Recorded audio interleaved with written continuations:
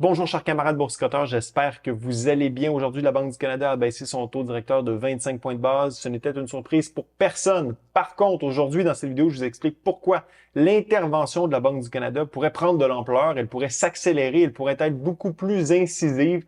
Donc, pourquoi, au courant des prochaines rencontres, on pourrait voir des baisses de 50 points de base et non pas de 25 points de base. Donc, je vous explique tout ça dans cette vidéo. Mais avant, bien sûr, je vous invite pour tous ceux qui m'écoutent et qui n'êtes pas abonnés à la chaîne, de simplement cliquer sur le bouton s'abonner en dessous de la vidéo. Ça aide grandement à promouvoir ma chaîne, donc je vous en remercie. Alors, décision de la Banque du Canada, nouvelle baisse, donc troisième baisse consécutive de 25 points de base, ce qui amène le taux directeur à 4,25 %, comme je le mentionnais il y a quelques instants. Surprise pour personne. Déclaration du gouverneur Tiff McLean. Pas grand-chose de surprenant là-dedans. Je dirais que l'élément qui a attiré mon attention, c'est celui-ci. Au deuxième trimestre, l'économie a affiché une croissance de 2,1 %, une progression tirée par les dépenses publiques et les investissements des entreprises, est légèrement supérieure à la prévision de juillet. Donc, c'est peut-être ce qui a amené la Banque du Canada à introduire simplement une baisse de 25 points de base, mais ça pourrait être une erreur. On y revient dans quelques instants.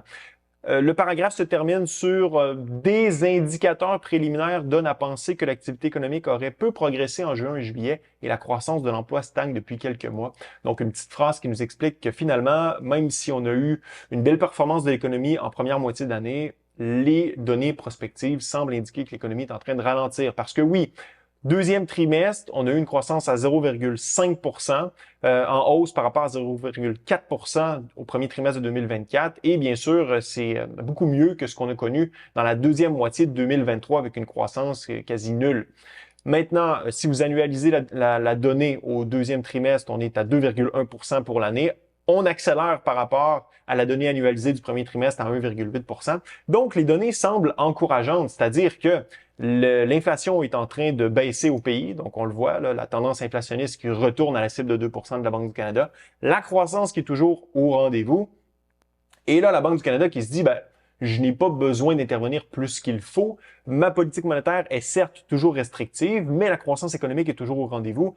Et le travail que je suis en train de faire fonctionne parce que l'inflation retourne tranquillement à la cible de 2 %. Donc, on y va rencontre par rencontre en prenant une décision sur en fonction de l'état de l'économie par rapport à la baisse du taux directeur. Si vous regardez, comme le mentionnait Tiff McLean dans sa déclaration, on voit que l'économie est en train de ralentir. Par exemple, pour juillet, croissance préliminaire pour le mois de juillet à 0 %.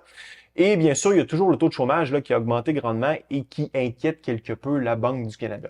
Mais là, je vous explique pourquoi, malgré le fait que la croissance économique semble encourageante, annualisée à 2,1 %, lorsque vous relevez le capot, là, donc vous décollez vos yeux de seulement l'aspect extérieur de la carrosserie du véhicule et que vous relevez le capot pour voir ce qui se passe dans la mécanique économique du pays, eh bien, c'est un peu inquiétant. Donc ici, vous avez toutes les composantes du PIB canadien depuis le deuxième trimestre de 2000 jusqu'au deuxième trimestre de 2024. Vous regardez tout ça, ça semble une espèce de panier de spaghettis un peu confondant, mais on peut clairement voir une tendance. Regardez ici, là, il y a une tendance à la décélération du côté de la croissance économique. Et là, la prochaine question qui vient, eh bien, on va faire le ménage dans tout ça.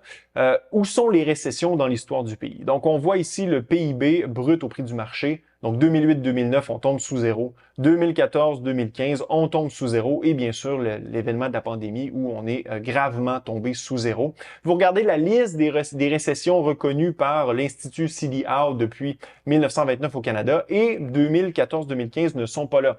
C'est un choc pétrolier qui avait, amené le Canada à voir sa croissance économique baisser quelque peu, mais ça n'a pas été reconnu comme une récession. Alors là, on se dit, quel est l'élément qu'on peut suivre et qui nous permet de déterminer si le pays entre en récession ou pas? Eh bien, ce sont les dépenses des ménages. Regardez, les dépenses de consommation finale des ménages, vous voyez 2008-2009, on est tombé sous la barre des zéros et c'était une récession reconnue officiellement.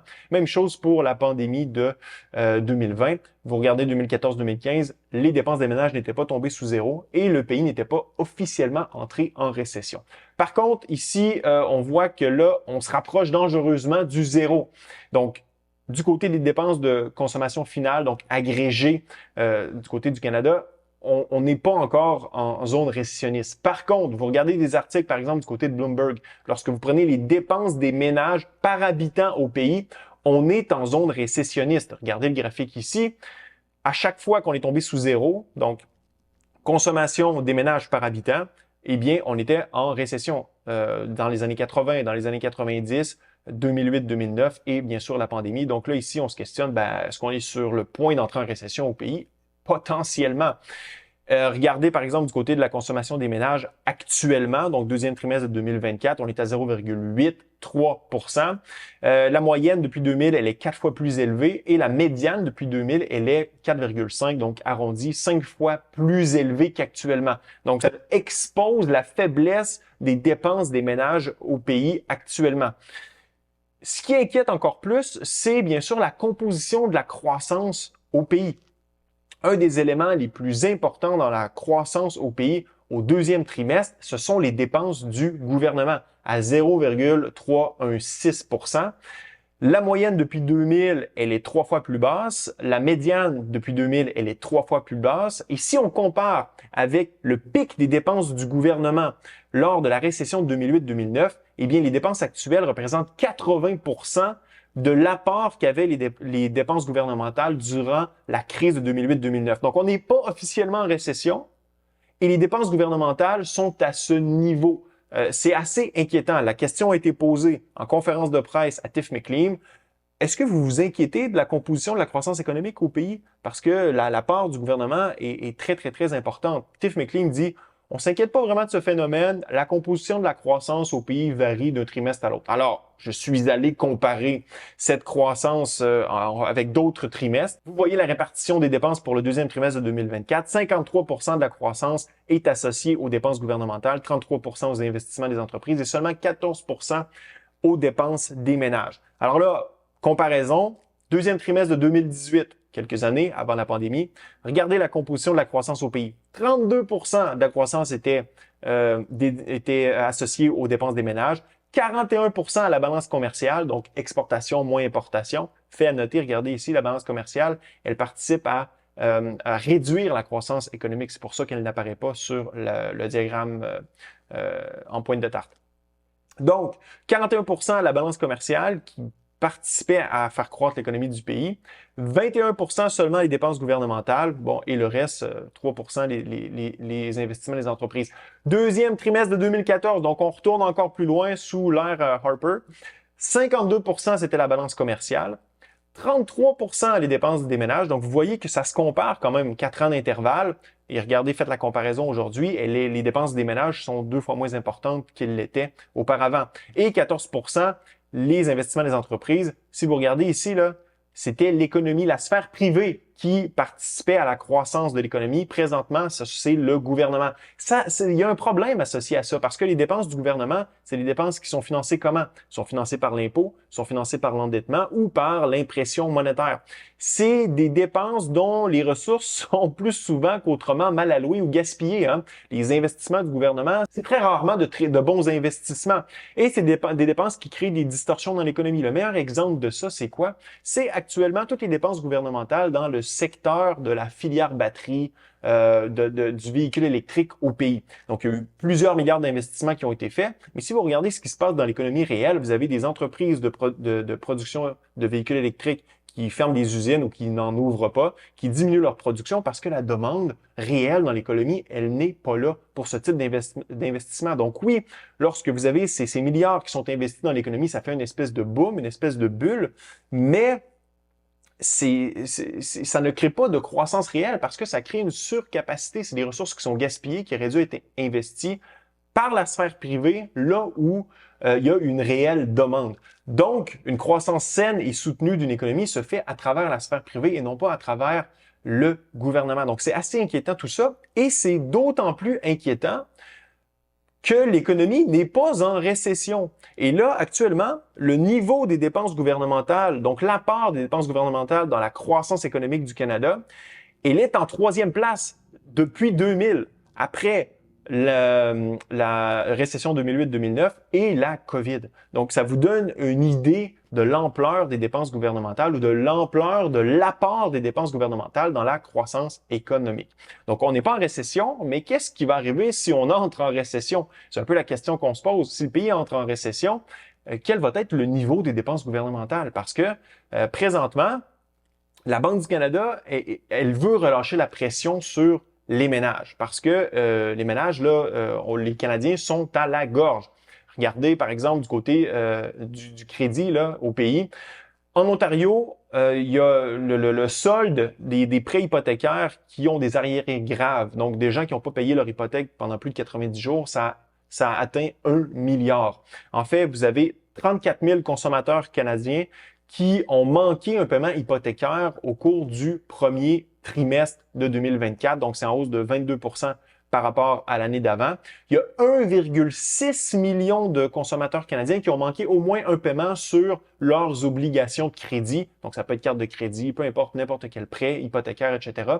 C'est en hausse de 12,2%. Donc, les Canadiens, ils sont en la gorge. Mais le problème, c'est que les Canadiens, ils sont endettés jusqu'aux oreilles. Regardez le taux d'endettement des ménages canadiens. Donc, la Banque du Canada, tout ce qu'elle peut faire actuellement en abaissant son taux directeur, c'est de relâcher la pression, mais ça me surprendrait beaucoup que ça puisse redémarrer l'économie canadienne parce que les ratios d'endettement des ménages canadiens sont au maximum. Donc, si le pays tombe en récession éventuellement, ce n'est pas les ménages canadiens qui vont être en mesure de soulever l'économie. Ça va, parce que n'oubliez pas que même si, oui, vous avez peut-être un petit break du côté de vos paiements hypothécaires si le taux directeur baisse, tout le reste des prix dans l'économie, il ne baissera pas. Là. Donc, on ne retournera pas où on était en 2018-2019. Et les ratios d'endettement étant ce qu'ils sont actuellement, les Canadiens vont avoir de la difficulté à augmenter leur endettement pour stimuler la croissance économique. Donc, qui va récolter un peu les pots cassés?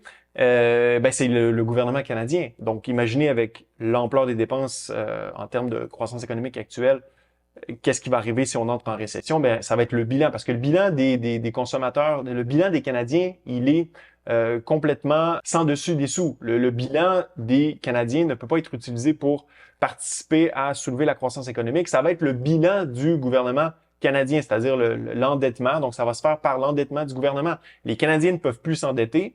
Le budget du gouvernement fédéral, il est déficitaire. Donc, qu'est-ce que va faire le gouvernement pour sauver l'économie? Ben, il va probablement s'endetter encore plus si le Canada entre en récession. Parce qu'on veut éviter la déflation à tout prix, même qu'il y a un passage dans le communiqué de la Banque du Canada qui dit on veut que l'inflation retourne à 2%, mais on veut pas non plus qu'elle tombe en bas de 2%, parce que si on tombe en déflation, ben, vous allez voir la bulle d'endettement éclater, puis là, ben, ça serait la débâcle, le chaos dans l'économie canadienne, il n'y a aucun doute là-dessus. Donc, qu'est-ce qui va arriver? Le gouvernement va s'endetter, et là, ben, on va retourner à une politique inflationniste. Monétisation de la dette par la BOC, qui, oui, va abaisser son taux directeur, mais qui va aussi maintenir le taux directeur très bas pour permettre au gouvernement de s'endetter. Suppression des taux d'intérêt, donc c'est un peu ce principe-là. Augmentation de la dette du gouvernement. Donc, vous allez voir ce ratio-là, dette par rapport au PIB augmenter. Et vous allez probablement avoir une nouvelle période inflationniste dont la nature va dépendre de la façon dont vont être données les largesses fiscales. Ça peut être une inflation du côté du prix des actifs, comme ça s'est fait en 2008-2009 du côté des États-Unis, ou une inflation, encore une fois, du côté des biens de consommation, comme ça s'est fait durant la pandémie. Tout va dépendre de la récession, de l'intervention du gouvernement, etc. Mais si on s'en va en récession, et comme on vient de le voir, les données semblent pointer vers ça, du moins on s'y approche. Il va falloir bien sûr suivre la prochaine publication du PIB canadien, mais si on tombe en récession, on va le savoir à retardement finalement, parce que l'enregistrement des données du PIB se fait toujours à retardement par rapport au début de la récession. Mais tout ça me permet de dire que la Banque du Canada, qui doit, j'en suis convaincu, surveiller tout ça, devrait accélérer son intervention pour donner encore plus de lest aux ménages canadiens qui sont carrément à la gorge. Donc, je m'attends à voir des baisses de 50 points de base du côté de la Banque du Canada à partir des prochaines rencontres. Si c'est pas octobre, peut-être décembre. Mais là, ça va commencer à s'accumuler pour retourner le plus rapidement possible dans la fourchette de 2 à 3 %. Aujourd'hui, notre Justin Trudeau national a dit que les taux d'intérêt sont passés à 4,5 25 pardon, aujourd'hui. Une troisième baisse d'affilée. Il reste beaucoup à faire pour rendre la vie plus abordable, mais cela indique clairement qu'on est dans la bonne voie et c'est une bonne nouvelle pour ceux qui veulent s'acheter une résidence. Justin Trudeau est complètement dans les nuages. Malheureusement, ce n'est pas une bonne nouvelle parce que lorsque la Banque du Canada abaisse son taux directeur, c'est parce que l'économie ralentit, comme on le voit, c'est parce que le taux de chômage augmente. Et non, c'est probablement pas un incitatif pour les gens de s'acheter une nouvelle résidence.